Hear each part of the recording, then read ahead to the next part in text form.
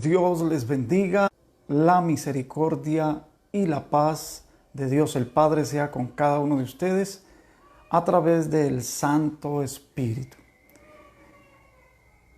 Hoy vamos a retomar nuestras clases de Génesis y me gustaría que me acompañaran en una oración. Bendito Dios y Padre, te damos gracias.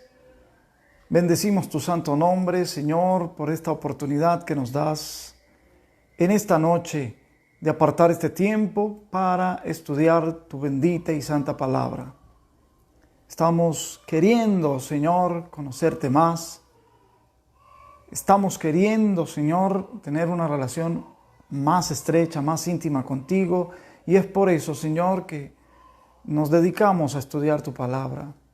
Estamos estudiando ahora los orígenes y necesitamos la guía de tu Espíritu. Ayúdanos, Señor, nos presentamos con un corazón doblegado, un corazón humillado ante ti para aprender, Señor, a mirar, empezar a aprender a mirar como tú miras. Enséñanos a mirar desde tu perspectiva. Ayúdanos a despojarnos de toda estructura mental, de toda altivez, de todo argumento humano, de toda lógica que va contra tu palabra, pero usa la razón nuestra, iluminándola por tu Espíritu Santo. Te lo pedimos, Señor, en el amado y poderoso nombre de tu Hijo Jesucristo. Amén. Gloria al Señor. Muy bien, vamos a retomar nuestros pasos en nuestro estudio del Génesis, y esta noche nos toca considerar el capítulo número 5. Capítulo número 5, la bendita y santa palabra del Señor. Voy a leerlo desde el verso 1. Dice así. Gloria al Señor. Dice: este es el libro de las generaciones de Adán. El día en que creó Dios al hombre, a semejanza de Dios lo hizo. Amén.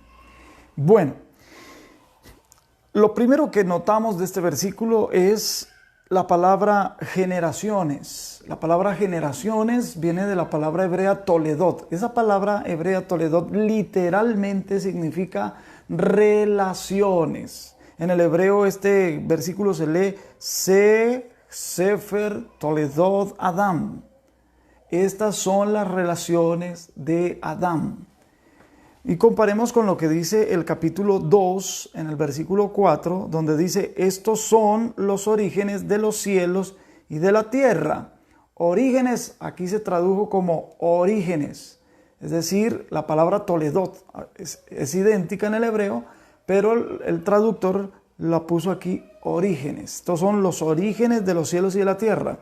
En el hebreo se lee Elech Toledo Hashamayim Be Haaretz.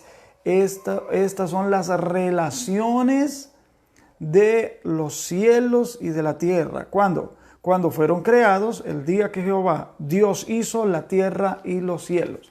Volvamos al capítulo 5 en el versículo 1. Este es el libro de las relaciones de Adán. El día en que creó Dios al hombre, a semejanza de Dios lo hizo. Entonces aquí tenemos dos partes después de mencionar el documento, porque estos son documentos, ¿verdad? Más adelante vamos a ver el Sefer Toledot, Set, Sefer Toledot Noach, Sefer Toledot Beni Noach, o sea, el libro de las generaciones de los hijos de Noé, el libro de las generaciones de Noé, el libro de las generaciones de Set, etc. Son documentos que no solo pretenden darnos a conocer los nombres patriarcales, sino que ellos esconden también un mensaje. Dice la palabra del Señor: este es el libro de las generaciones de Adán. Entonces, luego viene dos partes de este versículo. La primera dice: el día en que creó Dios al hombre. Entonces, Dios creó al hombre como una primera etapa, ¿verdad? Ya sabemos que el conducto regular divino para hacer algo es crearlo antes. Lo crea en el ámbito invisible, en el ámbito espiritual, en donde es un diseño. Luego viene un proceso formativo y cuando la obra ya está terminada se puede decir los hizo. Esa es la segunda parte del versículo. Dice, a semejanza de Dios lo hizo. Entonces, ¿qué quiere decir con esto? El día en que creó Dios al hombre, ¿verdad? Ahí hay una coma, es correcta esa coma allí. Saludo para el hermano Gerson Miranda que nos está viendo a esta hora. Un saludo cordial, gloria al Señor. Bendiciones, hermano Gerson. Amén. Es correcta esa coma allí porque separa la idea de la otra oración. Dice, a semejanza de Dios lo hizo. ¿Qué quiere decir esta última oración?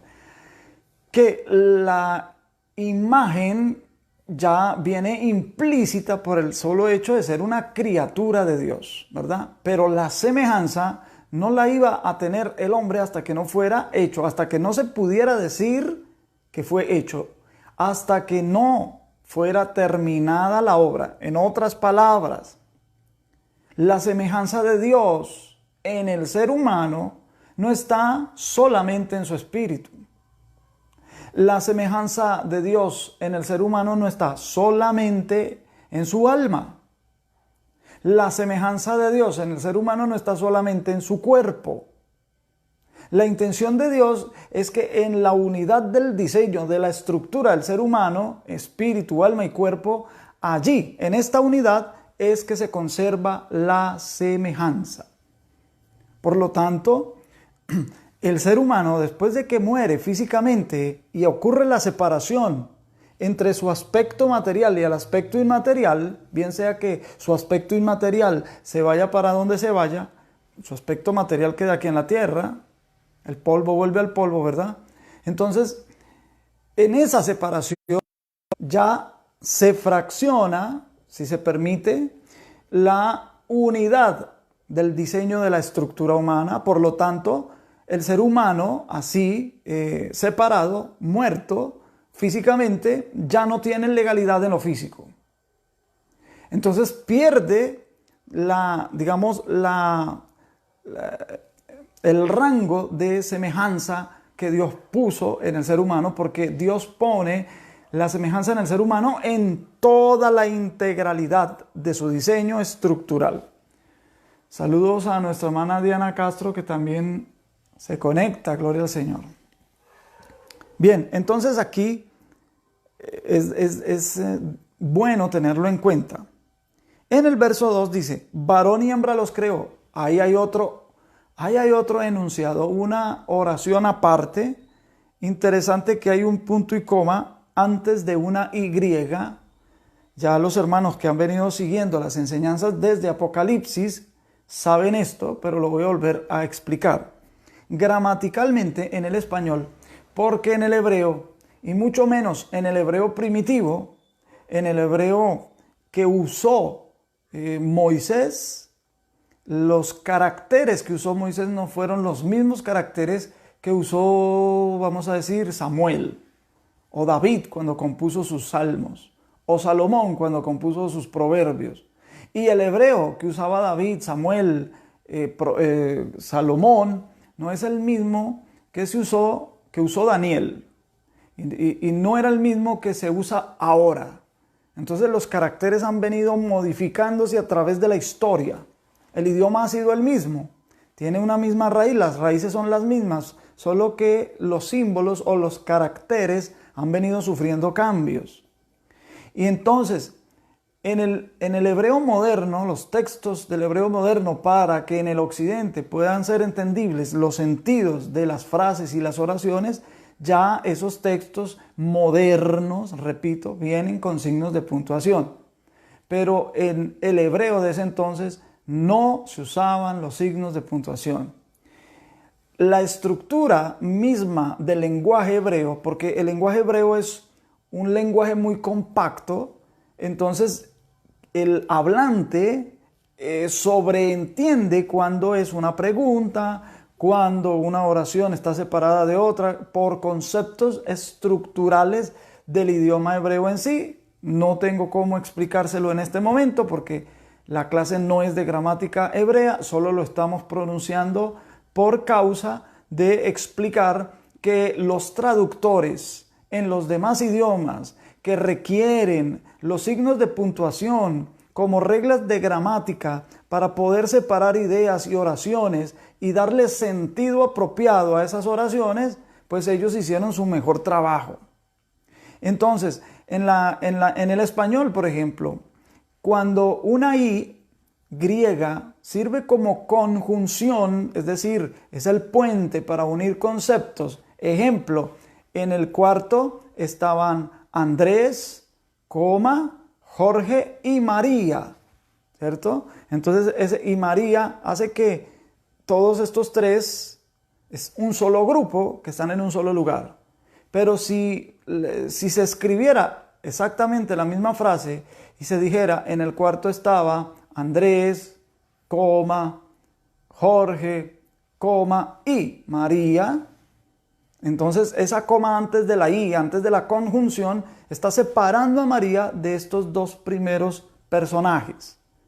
Por algún motivo, el autor, el que esté escribiendo, al hacer esa jugada de gramática, está dándole un sentido distinto a que si no apareciera la coma antes de la I. Y en este versículo aparece no solo una coma, sino un punto y coma. Hace una pausa todavía más extensa en el tiempo gramatical que hace que se separen las ideas. En el verso 2, leo otra vez, varón y hembra los creó. Entonces, los creó significa el momento, y se evoca el capítulo 1, el verso 28, voy a leer desde el 27, y creó Dios al hombre a su imagen, a imagen de Dios lo creó, varón y hembra los creó. Esto es el diseño. Por eso en el diseño que es espiritual, que todavía no es visible, el varón y la hembra aparecen al mismo tiempo. Y luego dice el verso 28, y los bendijo Dios. Entonces ahora vamos a encontrar el sentido de lo que sigue diciendo en el versículo. Y sigue diciendo, los bendijo. Entonces aquí tenemos otra coma antes de la I. Varón y hembra los creó, punto y coma. Y los bendijo. Eso es en otra secuencia. Claro que mientras eran creación, mientras estaban en el estado de diseño, coma. Y llamó el nombre de ellos Adán. Mientras eran creados, mientras estaban en el estado de creación, en el estado de diseño, mientras todavía no estaba la obra terminada, Dios a ambos los llamó Adán. El día en que fueron creados, todavía sigue en la etapa de creación. Versículo 3, y vivió Adán, ahora sí, vivió Adán, tiene relación con lo último que dice el versículo 1, cuando dice, a semejanza de Dios lo hizo. Aquí vamos a notar algo muy interesante esto con respecto a lo de la semejanza. Dice el versículo 3, y vivió Adán 130 años. Aquí no solo la edad del varón, también tuvo que haber sido la misma edad en Eva. Amén. Porque los años se comenzaron a contar a partir de que ellos salen del huerto del Edén. Antes de eso, el tiempo no se contaba, por la sencilla razón de que no era necesario hacer un conteo del tiempo. ¿Para qué contar el tiempo si no había muerte? Pero una vez que la muerte entró al hombre por el pecado, por la desobediencia, entonces ahora se comienza a contar el tiempo. Hay una carrera contra el tiempo. Bendito sea su santo nombre. Entonces, dice, y vivió Adán 130 años, juntamente con Eva. Un saludo a mi hermano Nelson Acelas, a mi hermana Osiris Jaramillo, que nos está viendo. Gloria al Señor. Nos están viendo. 130 años y engendró un hijo a su semejanza, conforme a su imagen, y llamó su nombre Set. Esto tiene una explicación, el de los 130 años, y es que muy probablemente Ustedes habrán notado que tan pronto como ellos salen del huerto del Edén, Dios los saca del huerto del Edén. Eso está el verso 24 del capítulo 3. Y vamos a hacer una lectura corrida hasta el capítulo 4, verso 1. Leo, capítulo 3, verso 24. Es el último versículo del capítulo 3. Y dice: echó pues fuera al hombre, Dios.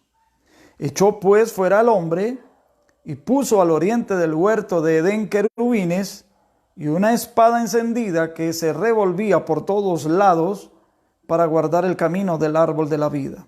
Capítulo 4, versículo 1. Recuerden que los capítulos y los versículos no aparecieron sino hasta el año de 1240 de la era cristiana, los capítulos.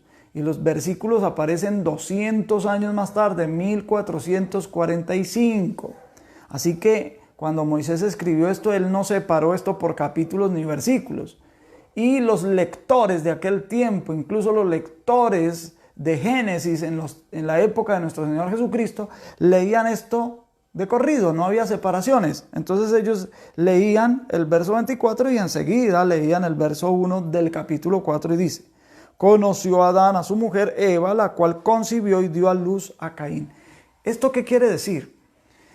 Que inmediatamente como ellos salieron del Edén, sabían que la muerte había entrado en ellos y ahora era una carrera contra el tiempo para perpetuar la especie. Y la manera de perpetuar la especie era ¿cómo? Engendrando hijos, concibiendo hijos. Inmediatamente se dieron a la tarea. Eva concibe y da a luz en una sola concepción, eso ya lo vimos, en una sola concepción da a luz a Caín y después nace Abel, de la misma concepción. Esto quiere decir que eran gemelos o eran mellizos. Por lo tanto, si inmediatamente después de que ellos salen de Edén, por lo menos Caín y Abel tendrían 129 años, porque hay que descontar los 9 meses de gestación, el tiempo en que estuvieron engendrándolo y el tiempo de gestación, para que nazcan y luego comienzan a contar los años de edad. Tendrían al menos 129 años cuando Caín mató a Abel. E inmediatamente se da a la tarea otra vez Adán, que es lo que dice el verso 3, y vivió Adán 130 años y engendró un hijo a su semejanza. Esto es un eco de lo que ya está mencionado en el verso 25 del capítulo 4, que dice: y conoció de nuevo Adán a su mujer, la cual dio a luz un hijo y llamó su nombre Set. Esto está en forma de prolepsis, se anticipó, ahora se van a dar los detalles. ¿Los detalles en qué sentido? En que cuántos años tenían cuando nació Set, ¿verdad? Y esto, gracias a Dios por esto, porque esto nos explica mucho. ¿Por qué durante esos 130 años Adán y Eva no engendraron más hijos? ¿Por qué solo se habían quedado con Caín y Abel? Por el entendimiento de ellos, que pensaron que Caín, el primer hijo que nace, era la simiente prometida. En otras palabras, pensaron que era el Mesías.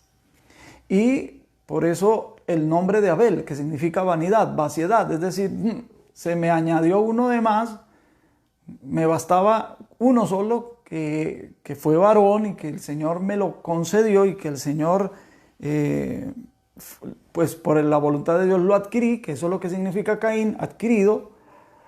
Y ellos estaban pensando eso, entonces tal vez pensaron, no vamos a necesitar engendrar más hijos. Pero resulta que se dieron cuenta que el que ellos pensaban que era el Mesías, el que ellos creían que era la simiente prometida que le aplastaría la cabeza a la serpiente, al diablo, resultó ser homicida de su propio hermano. O fratricida, como se llama. Hermanos, entonces, inmediatamente Abel queda muerto, Caín desterrado y errante, les tocó empezar otra vez a procrear. Y por eso se da la edad de Adán, y de ahí es que nosotros inferimos las edades tanto de Caín como Abel antes de que ellos el uno matar al otro y que Adán y Eva comenzaran a engendrar de nuevo. Y no solo se confiaron con engendrar un hijo, porque vuelve y les nace un hijo, que dice el verso 25, conoció de nuevo a Adán.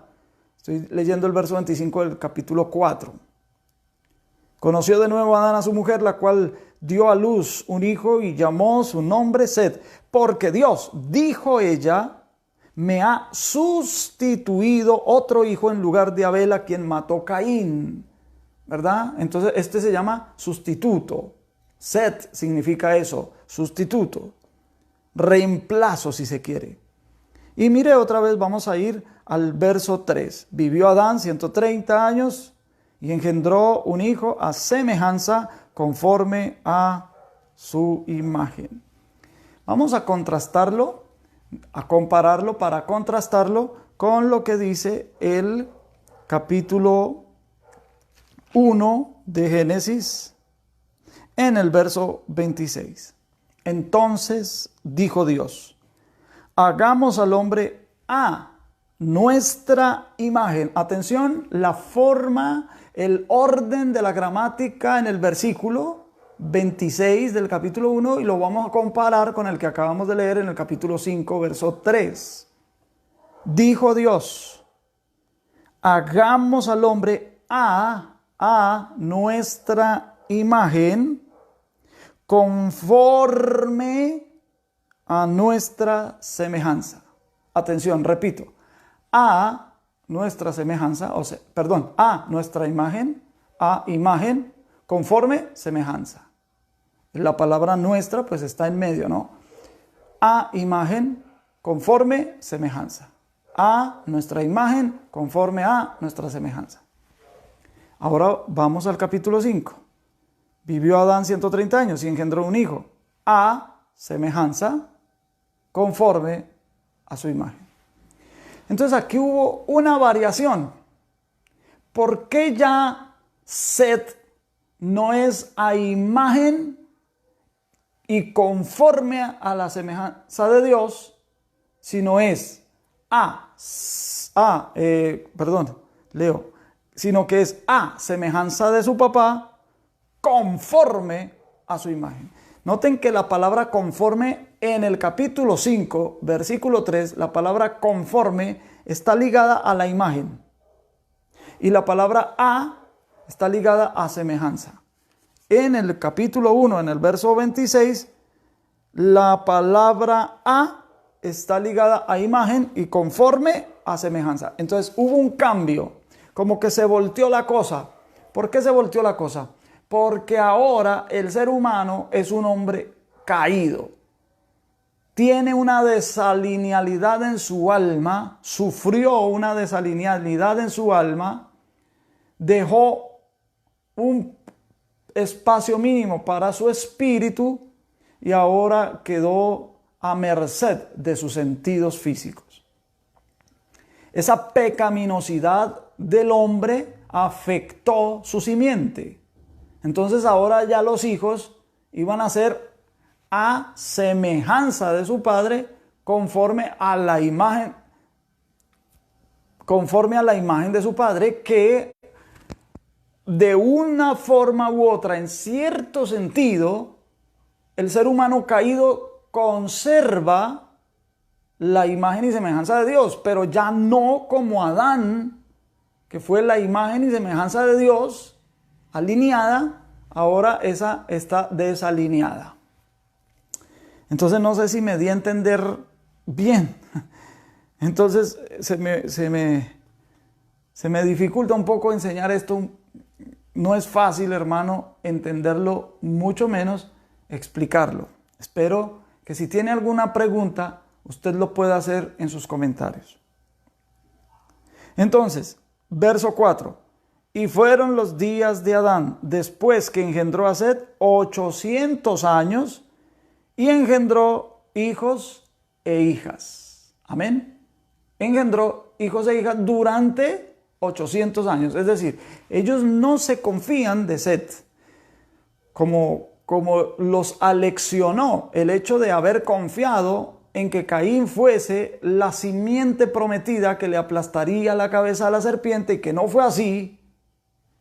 ahora nace otro varón que fue el reemplazo no de Caín, sino de Abel, al cual mató Caín. Pero ellos no se van a confiar, ellos siguen engendrando y ella sigue concibiendo hijos e hijas durante 800 años. ¿Sabe usted cuánta gente nace en 800 años, hermano?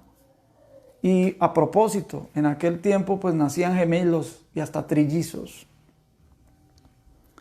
Entonces dice, y fueron los días de Adán después que engendró a Set, 800 años, y engendró hijos e hijas. Y fueron todos los días que vivió Adán 930 años y murió. Entonces Set, ya dijimos, Adán significa rojizo, porque fue formado de la Adamá. Y la Adamá es el suelo, que su característica es un rojizo. De ahí viene la palabra Edom, que significa también rojo. Dan, si tú le quitas la A Adam, entonces queda Dam, y Dam significa rojo, sangre, perdón. Y la sangre pues también es de color ¿qué? Roja. Set significa sustituto, y luego en el verso 7 dice, y vivió Set después, verso 6, vivió Set 105 años y engendró a Enos. Enos en el hebreo es Enosh, que significa ser mortal.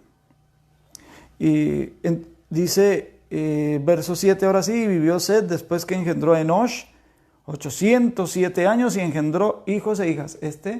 Le ganó al papá porque durante 807 años estuvo también haciendo la tarea.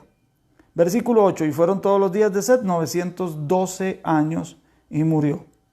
Verso 9, vivió Enosh 90 años y engendró a Cainán. Cainán significa, Cainán tiene la misma raíz de Caín. La raíz de Caín y Cainán es Ken. Y Ken significa algo así como fijo, estar fijo, ¿verdad? Por eso, de ahí que esa raíz Ken, o Kená también, que Eva escoge el nombre de su hijo, que significa adquirido, pero yo sé que fijo, él es la simiente prometida, porque fue por voluntad del Señor, de Jehová, que me ha dado un hijo varón. Entonces Cainán significa literalmente eso, fijo, es algo como algo estable, algo fijo. Y vivió Enosh después de que engendró a Cainán 815 años y engendró hijos e hijas. Y fueron todos los días de Enosh 905 años y murió. Y vivió Cainán 70 años y engendró a Mahalaleel. Mahalaleel significa alabanza de Dios. Es otra forma de decir alabanza a Dios. Y porque alabanza a Dios también se dice Yehudá, ¿verdad? Y dice, y vivió Cainán 70 años y engendró a Mahalaleel, y vivió Cainán después de que engendró a Mahalaleel 840 años y engendró hijos e hijas. Y fueron todos los días de Cainán 910 años y murió. Y vivió Mahalaleel 65 años y engendró a Jared. Jared significa descenso. Y vivió Mahalaleel después de que engendró a Jared 830 años y engendró hijas e hijos. Imagínense, 830 años engendrando hijos e hijas. Y fueron todos los días de Mahalaleel 895 años y murió. Y vivió Jared 162 años y engendró a Enoch. Enoch, que ya lo habíamos dicho la vez pasada, tiene una pequeña variante del Enoch cainita. Enoch es Enoch setita. Y Enoch significa iniciado. Entonces, y vivió Jared después de que engendró a Enoch 800 años y engendró hijos e hijas. Y fueron todos los días de Jared 962 años y murió. Y vivió Enoch 65 años y engendró a Matusalén.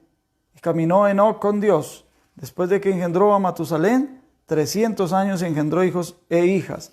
Bueno, Matusalén es un nombre, es interesante ese nombre, Matusalén, porque el significado que le han querido dar es hombre de dardo. Pero realmente Metusalah es la pronunciación de Matusalén. Metusalah, que lo que quiere decir es una palabra compuesta. La primera palabra es matai, y matai lo que significa es hasta que. En otras palabras, hasta cuando él viva. Ese es el sentido de la primera parte de la palabra Metuselah. Matai significa hasta que, ¿no? Y Selah significa enviado afuera, enviado afuera. Entonces, ¿qué significa realmente el nombre de Matusalén? Significa hasta que éste viva o hasta que él muera, vendrá el fin. O sea, será todo acabado, por así decirlo. Y resulta que, bueno, vamos a seguir leyéndolo porque hay una totalidad desde Adán hasta Noé. Hay una totalidad de 1546 años. Entre Adán y Noé transcurrieron esos 1546 años. Claro, hasta que Noé engendró a Sem, Can y Jafet. Ya vamos a leer eso. Dice, verso 23, fueron todos los días de Enoc 365 años. ¿Por qué? No vivió más. ¿Por qué? Pues no vivió más aquí sobre la tierra. Porque el verso 24 dice, caminó pues Enoc con Dios y desapareció porque le llevó Dios. Y no se nos dice nada más. Por lo menos aquí en Génesis. Gracias al Nuevo Testamento ya sabemos por qué se lo llevó el Señor. Pero primero, la edad de Enoc o de Enosh, que es así como se pronuncia. Perdón, estoy confundiendo Enosh con Hanok. Hanok es la verdadera pronunciación de Enoc. 365 años. Este número es muy interesante en la Biblia. Además que para nosotros 365 pues es la totalidad de los días en un año, ¿verdad? Resulta que la ley de Dios, la ley que Dios le dio a Moisés, esto es interesante porque Moisés es el que escribe Génesis y él está escribiendo la edad de los patriarcas y dice que vivió exactamente 365 años y fue llevado por Dios. Entonces, en la ley de Moisés, es la ley de Dios, pero dada a Moisés, y se le conoce la ley de Moisés porque él fue el que la redactó o la escribió.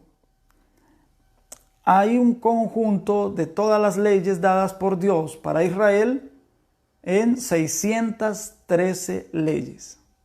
Esas 613 leyes no cambiaron.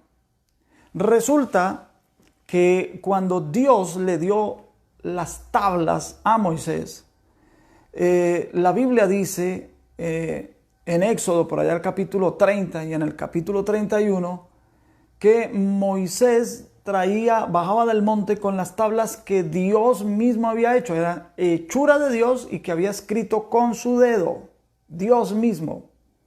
Es decir, que este lenguaje es un lenguaje espiritual en la ley. Pero eso, en las tablas de la ley solo estaban contenidos los 10 mandamientos, nada más, que es la base de todo el resto de la ley. ¿Por qué la base? Porque los 10 mandamientos se separan, por así decirlo, en dos grandes grupos. Vamos a ir allá, vamos a tomar un par de minutos para analizar esto y a descubrir este sot de por qué los 365 años, o de por qué los 365 años no, sino que ese número es especial. Vamos a ir a Éxodo en el capítulo 30. Capítulo 30. Y vamos a leer el verso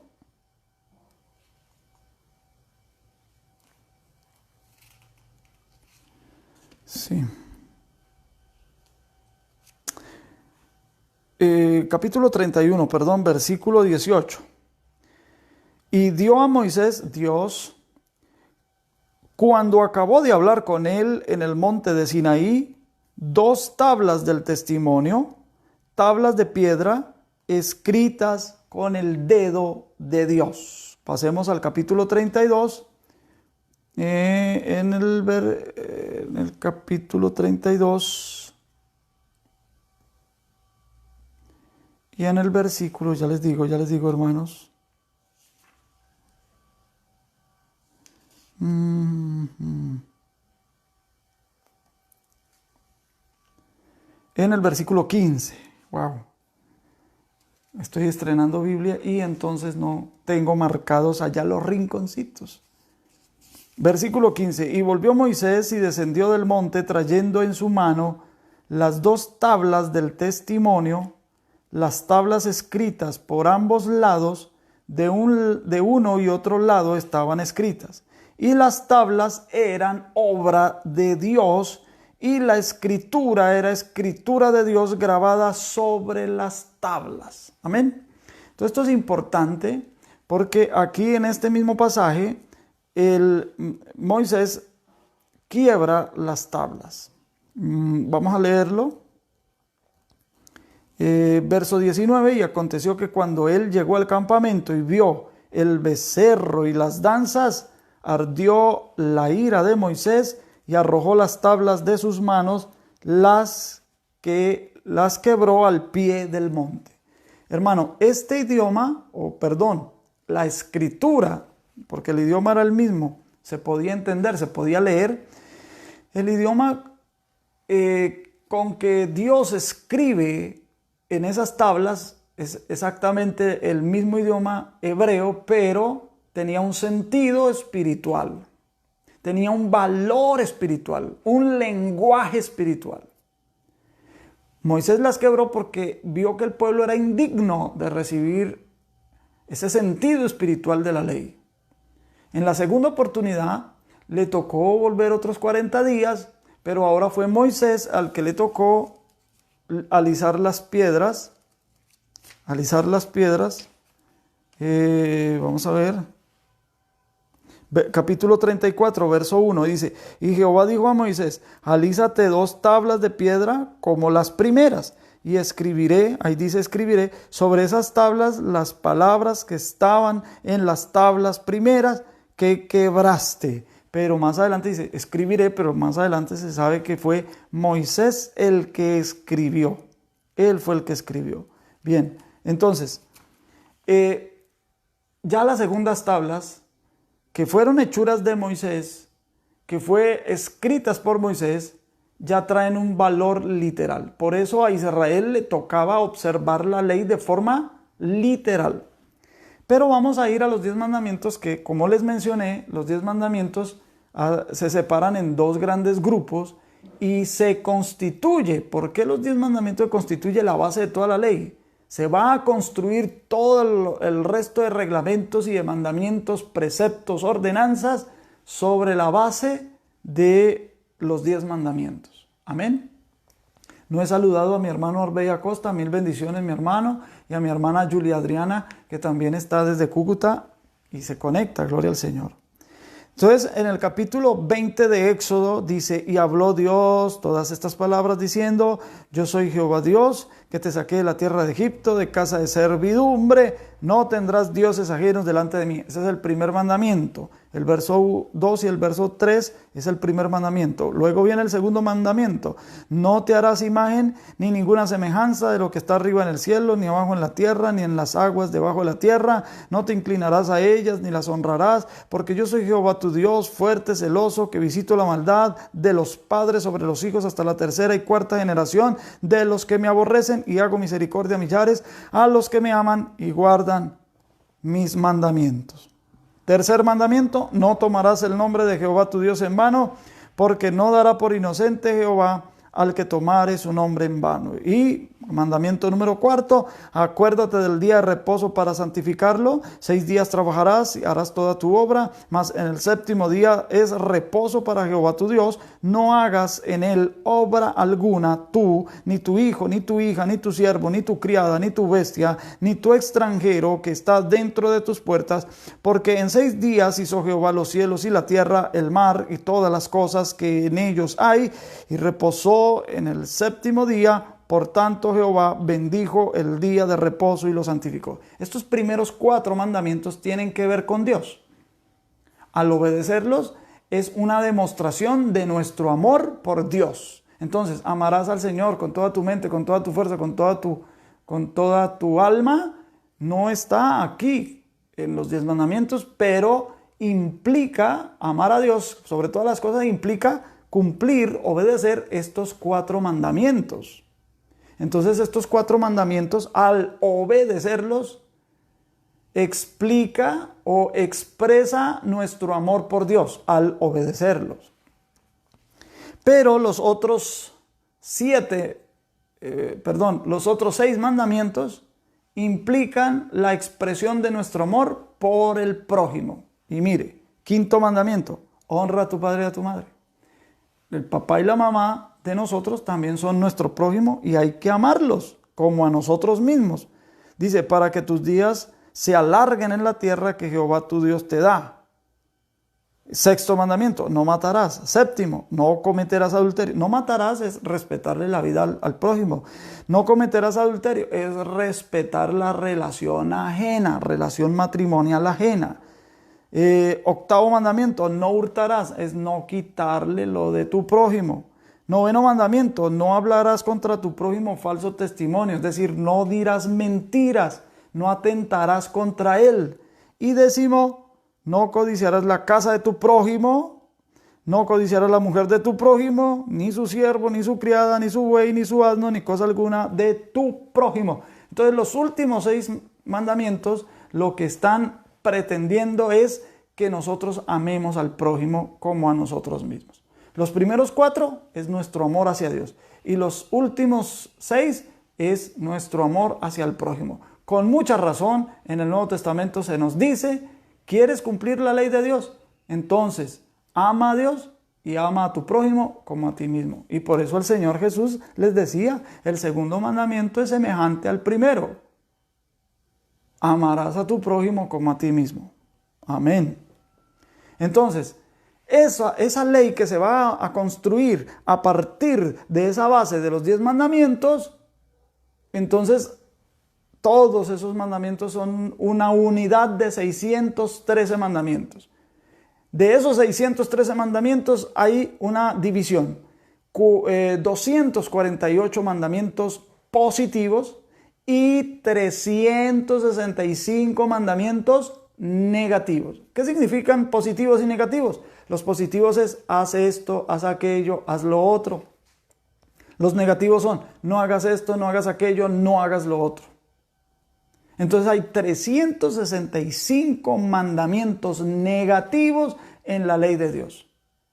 ¿Qué vino a hacer Cristo? Cristo vino a cumplir esos 613 mandamientos en su totalidad y luego le da una forma, no una nueva forma porque ya Dios la había querido dar en el Sinaí, pero como fueron indignos, se pusieron a construir un becerro de oro, entonces esas tablas se destruyeron y ese sentido espiritual de la ley se perdió. Ahora Cristo vino y la enseñó.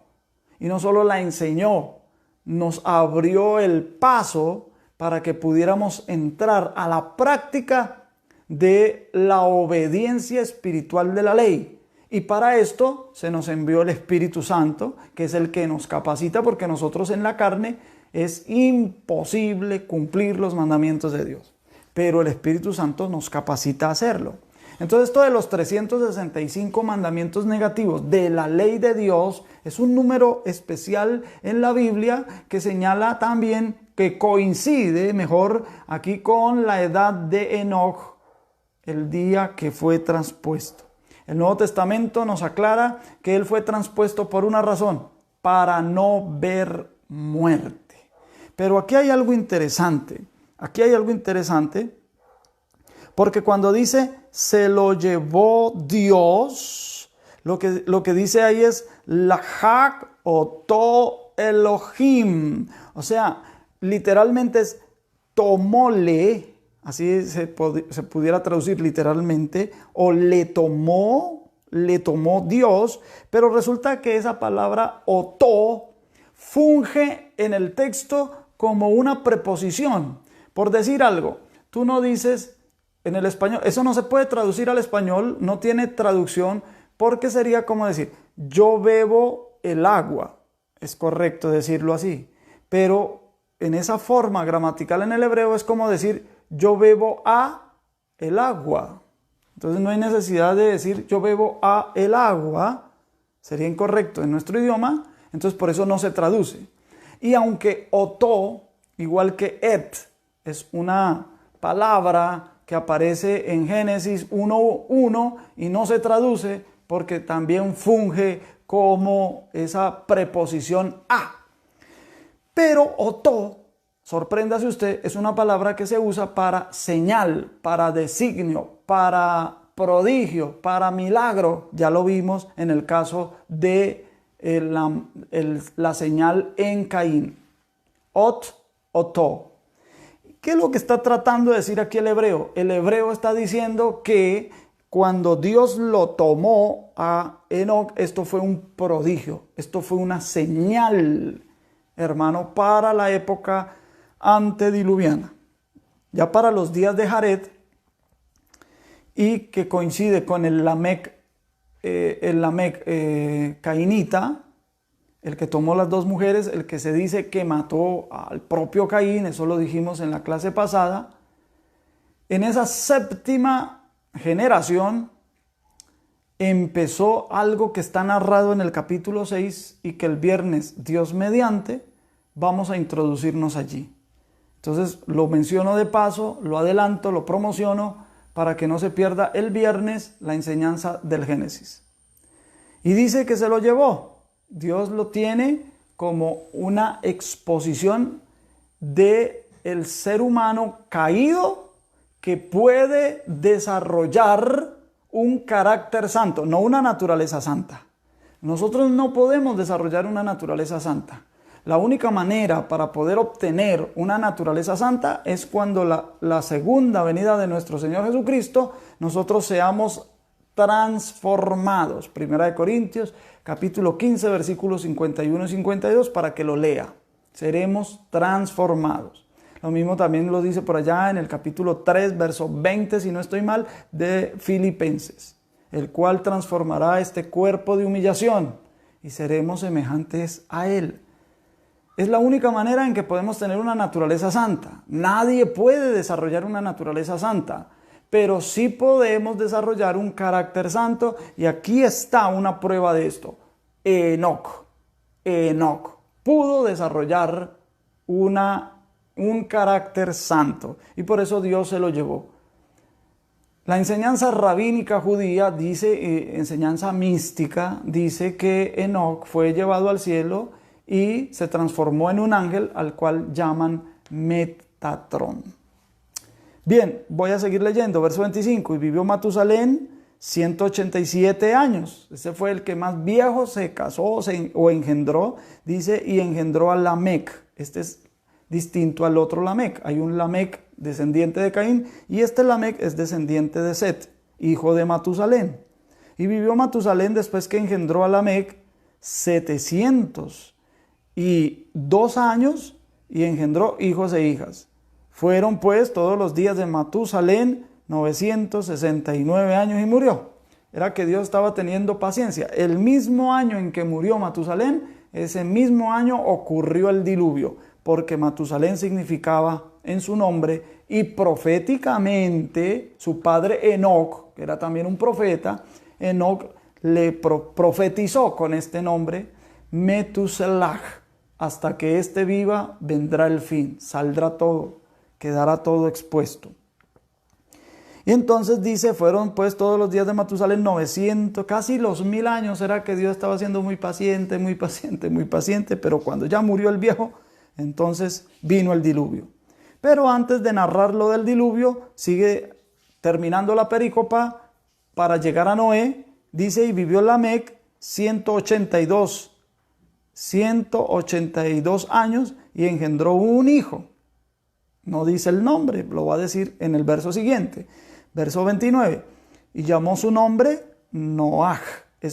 Así es como se pronuncia en hebreo. Noaj o Noé, diciendo, este nos aliviará de nuestras obras. Bueno, Lamec significa para el golpe o para dar un golpe.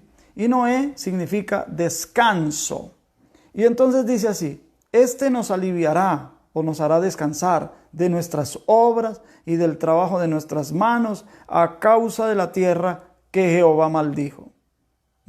Y luego dice, y vivió Lamec después que engendró a Noé 595 años y engendró hijos e hijas. Y fueron todos los días de Lamec 777 años y murió. Y atención a lo que va a decir en el verso 32. Y siendo Noé de 500 años, engendró a Sem, Can y Jafet.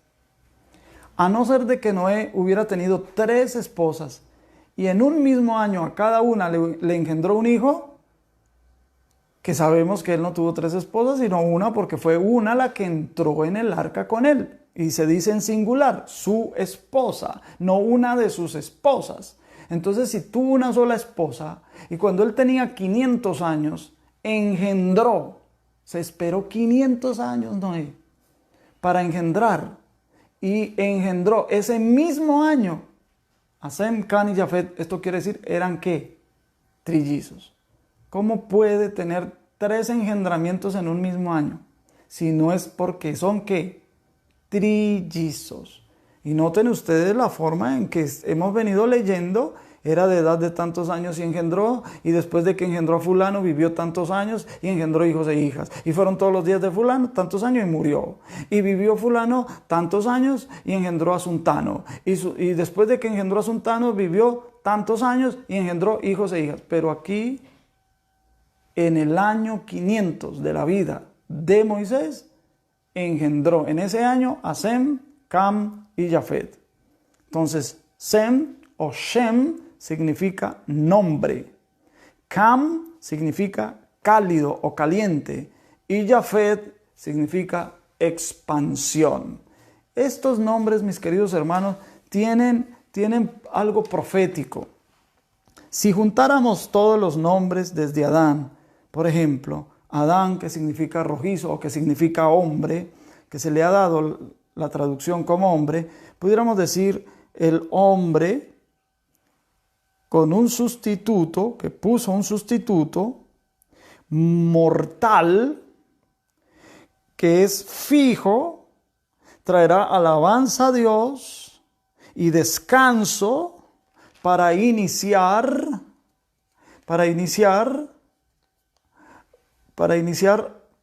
hasta que fuera enviado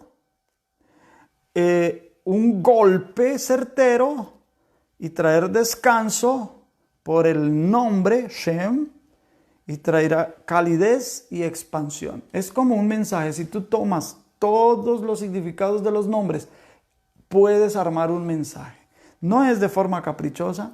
Moisés sabía por qué lo escribía y cómo lo escribía, y todo esto que demuestra la predeterminación de Dios en el corazón de los hombres, para que los hombres terminen ejecutando su voluntad, incluso cuando le ponen nombres a sus hijos. Esto en el mundo antediluviano. Noé sería de los últimos hombres antediluvianos junto con sus 3 hijos, pero el último hombre antediluviano en vivir una edad superior a los 900 años.